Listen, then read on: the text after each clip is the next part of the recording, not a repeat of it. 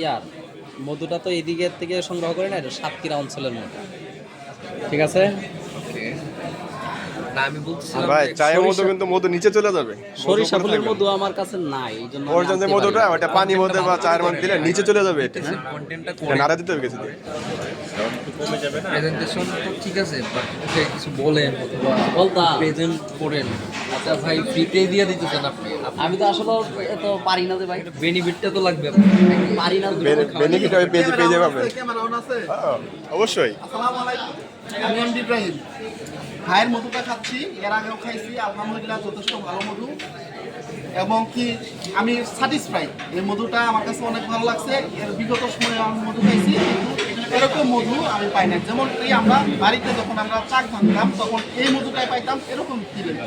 That's why আপনাদের এই মধুটা খাওয়া উচিত। বয়াগই আপনার বয়াগো।